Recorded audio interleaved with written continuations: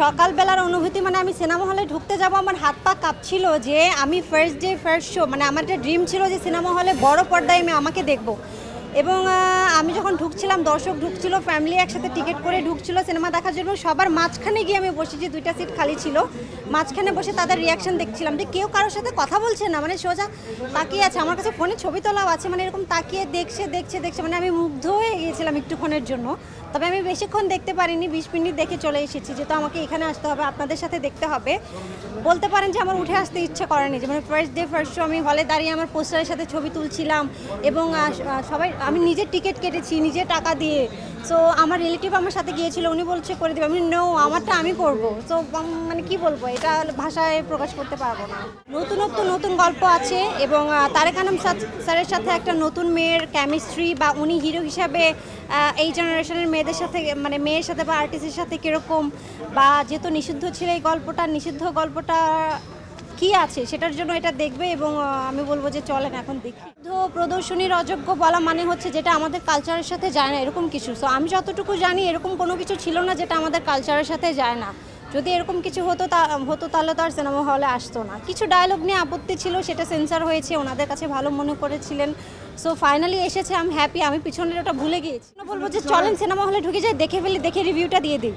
সকালবেলা একবার দেখে এসেছি কিন্তু মানুষের রিয়াকশনটা বেশিক্ষণ পাইনি এখন আপনাদের সাথে দেখবো যারা আমাকে এত হেল্প করেছেন নিউজ করেছেন আমার পাশে ছিলেন তা সবাইকে বলবো থ্যাংক ইউ আর এখন ফিডব্যাকটা আমি আপনাদের সামনে মানে নিজের চোখে দেখে নিতে চাই মানে আর্টিস্টদের মাঝখানে দেখছিলাম তো ওখানে কেউ বুঝতে পারেনি যে আমি হিরোইন তো আমি দাঁড়িয়ে থেকে মানে আমি বসে দেখছিলাম পাশে থেকে মানুষ মানে ফিল করেনি ওরা আমাকে দেখছে পর্দায় বাট আমার দিকে তাকাচ্ছে না সো ওই ব্যাপারটা আমি মানে খুব মানে কি বলবো আমি ভাষায় বলতে পারবো স্যারকে পেয়েছি আমি বলবো যে আমার প্রথম ছবিতে পেয়েছি আমি অনেক লাকি ওনার সাথে যখন আমার সিন ছিল উনি আমাকে খুব সুন্দর করে বলতো রিয়েলি তুমি এভাবে করতে পারো অনেক ভালো হবে উনি একবারের জন্য আমাকে ফিল করায়নি যে আমি একজন নতুন মেয়ে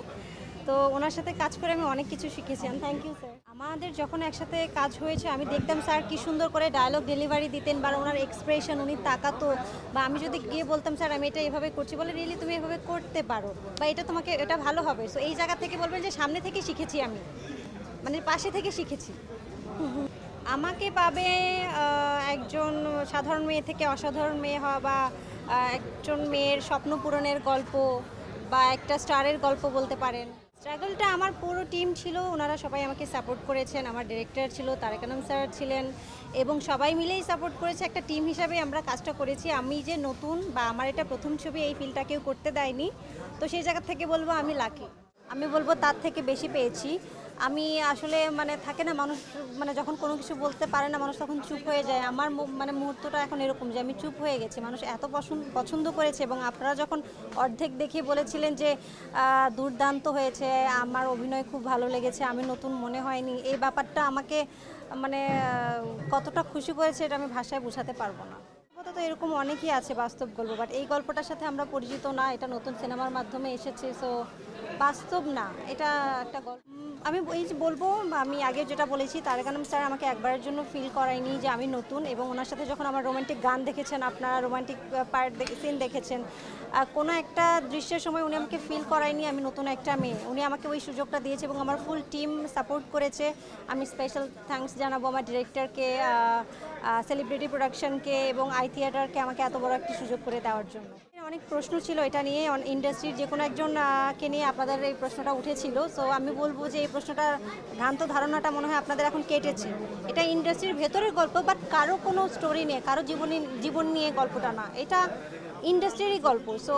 আমি বলবো যে কারো লাইফের সাথে তুলনা করেন না এটা সবাইকে জানিয়েন ছবিটা দেখার জন্য কেমন প্রত্যাশা করছেন আমি বললাম না আমি প্রত্যাশা করেছিলাম এখানে ছবি আছে মানে আরও উপরে মানে আমি জাস্ট দেখার পরে যে প্রত্যেকটা সিনে মানে মানুষের রিয়াকশন দেখছিলাম আপনারা তালি দিচ্ছিলেন এবং সবাই মানে আমার মাথায় হাত বুলিয়ে বলছিল যে খুব ভালো করেছো এটা আমাকে মনে হয় অনেক দূর নিয়ে যাবে বলবো যে আপনারা শুনেছেন যে প্রদর্শনীর অযোগ্য বা নিষিদ্ধ হয়েছে সেই নিষিদ্ধ গল্পটি কি আসলেই নিষিদ্ধ সেটি জানতে সিনেমা হলে আসুন আমাদের ছবিটা দেখুন এবং আমি নতুন আমার প্রথম ছবি আপনারা দেখবেন আমাকে সাপোর্ট করবেন আপনি যদি আমাকে এই প্রশ্নটা করেন তাহলে আমাকে বলতে হবে যে আমি এখন পর্যন্ত যে 2-3টা কাজ করেছি এটাতে যেমন আমি 2টা ক্যারেক্টার করেছি একটা সুপারস্টার একটা সিম্পল মেয়ে যেমন গ্রামের ক্যারেক্টারটা আপনারা দেখবেন আমার লিপস্টিকও দেওয়া নেই জাস্ট কাজল দিয়ে আমাকে ক্যামেরার সামনে দাঁড় করিয়ে দেওয়া হয়েছে তো ওই পার্টটা এবং গ্ল্যামার পার্টটাতে যেমন আমি একদম গ্ল্যামারাস হিরোইনদের কীরকম লাইফস্টাইল হয়, তাদের পেছনের গল্প বা তাদের জীবনী, ওই ব্যাপারটা তুলে ধরা হয়েছে। তো এবং আমি এটা তো রোমান্টিকও করেছি, একজন সুপারস্টারের ক্যারেক্টারও করেছি, আপনারা অ্যাকসেপ্ট করেছেন। তো সৈকত নাসিরের একটা করেছি যেটাতে আমি একজন মাফিয়া ডন এবং আমি ফাইট করেছি শাড়ি পরে। তো